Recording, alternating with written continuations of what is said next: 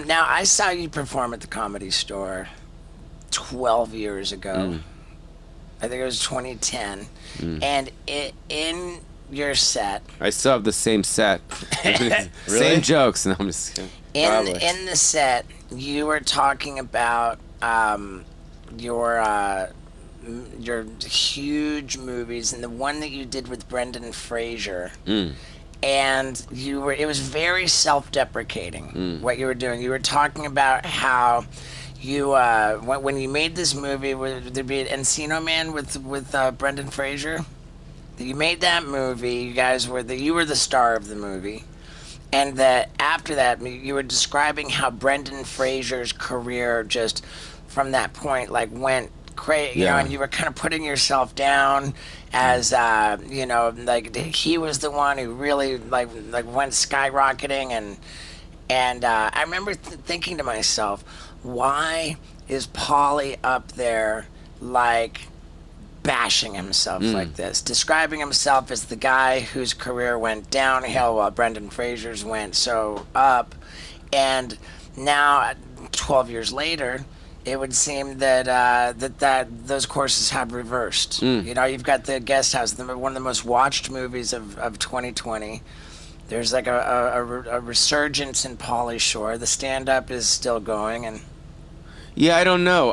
I like self-deprecating humor. yeah. So I like making fun of myself. I like playing the victim. You know, Right, I think okay. Pauly Shore's Dead was a great example of that. You know, I don't know. I'm very aware of my surroundings.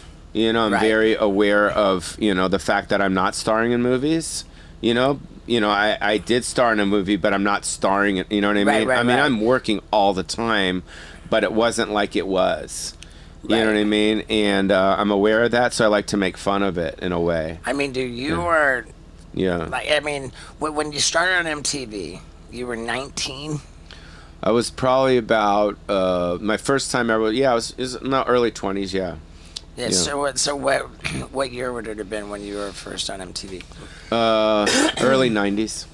Yeah. So my run on there was like 90 to 97, around there. Wow. Yeah. And that was just Well, it was insane. I mean, it was, you know, it was. I say that I have it's like Willy Wonka. You know what I Right. mean? Like I got the golden ticket. I was in my 20s.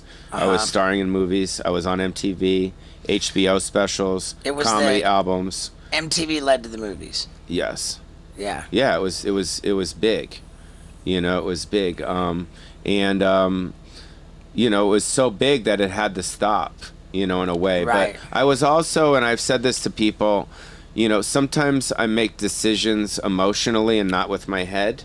You know, so what happened was, and I talk about this in my one-man show. I have a one-man show that's doing really well right now, In Vegas. all over. Okay. Yeah, we just got into the New York Comedy Film Festival. That's going to be another month or so. But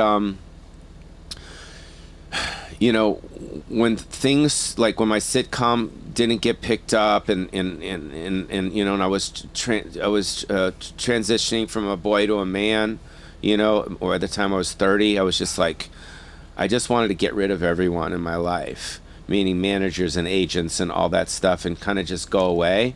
And then when I tried to get representation, you know, a year or two later, everyone was like this. Right. They weren't into it. So then that's when I went to therapy, and then I was able to laugh at kind of what I went through, and that's when I did Pauly Shore's Dead, which to me is the best thing I've ever done. If you Okay. haven't seen Pauly Shore's Dead, it's fucking like I haven't. it's very dark and it's very funny, but it appeals to people that don't like me, and it appeals to people that like me, but everyone's in it. And it's how do we see that? Where it's just everywhere. It's on I don't know. It's I guess it's just on, if you go on Amazon or YouTube or wherever it's at, but everyone's in it, from Dr. Dre to Sean Penn to Wow. Whoopi Goldberg. I mean, there's like Eminem. Everyone is in Wow. it. But it's Britney Spears. It's just like it's basically the premise is I fake my death to become famous again, and then I wind up becoming that people find out that I'm not dead, and then they want me dead, and then I wind up in jail with like Tommy Lee. Oh, so so- Tommy Lee's in jail with me. So it's a movie? Yeah, it's a mockumentary. Wow. Carrot Top moves into my house, but it's all played very real, and it's not played goofy. When did this come out? It came out in 2003. Damn. Yeah, and it's cool. Vince Vaughn's in it, and Tommy Lee, Britney Spears in 2003. Yeah, Britney Spears is in it because Larry Rudolph was hooked me up. What was the production company for that? I produced it, I directed, I wrote it, I paid for it, I did it all myself. What, yeah. so And then 20th Century Fox picked it up. Wow. But it's to me it's the best. It's dark. And fucking I'm in solitary confinement, and fucking Adam Sandler's voice comes in. He's like, Weasel, da da da da da, and I start crying, shit. and I got fucking the ghost of Sam Kinison appears. It's fucking gnarly, dude. Like, it's a gnarly film. Man, like, and then I'm always like trying to figure out something epic to watch while I'm on this bus. yeah, well, I just said Ben Stiller's in it, but it's all played real. So when you watch it, you're like, "Fuck, did he die?" Like, yeah, man, that's so. And I did it's it. so incredible to me. Yeah. And presumably you just had all these people were fans of you, or you had relationships with them. They were just did it as favors. Yeah, they kind of. It's like once I got Sean Penn in it, I was able to It just felt like dominoes. It was dominoes after that. Like How'd you I got get real. Sean Penn in? I've known him for years. Sean Penn, I've known for since we first started back in the day. He said something to me one night that really kind of landed with me.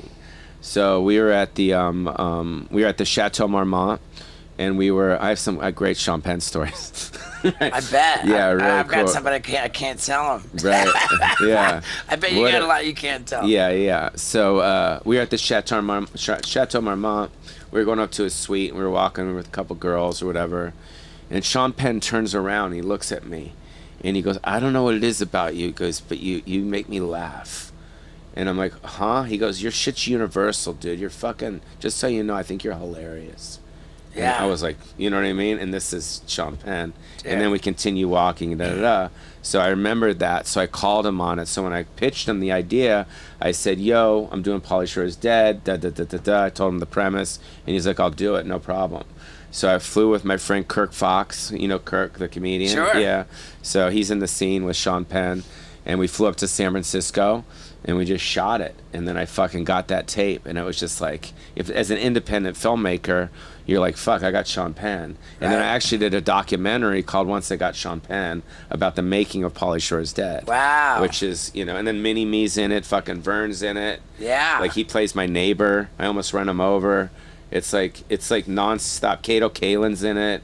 He's got a comb over and shit, because he was famous for his hair. Sure. But yeah, Pauly Shore is Dead is like, that to me was Pauly Shore is Dead was the beginning part of the second part of my career. Okay. So, because once stuff slowed down, then I started producing my own stuff.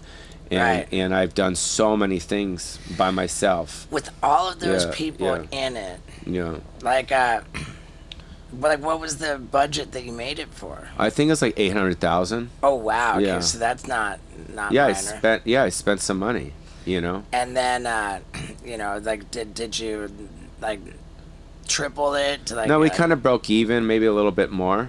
Well, okay. But it was cool, it was cool. It's called Steve-O's Hot Sauce for Your Butthole. And if you go on Amazon and type in Steve-O's Hot Sauce for Your Butthole and order yourself a bottle, you'd be really helping me. Because right now we're ranked number 30 on all of Amazon. And if you buy a bottle, we might go up the ladder. And that would mean a lot. So please get on Amazon and buy Steve-O's Hot Sauce for Your Butthole. Yeah. Yeah, dude.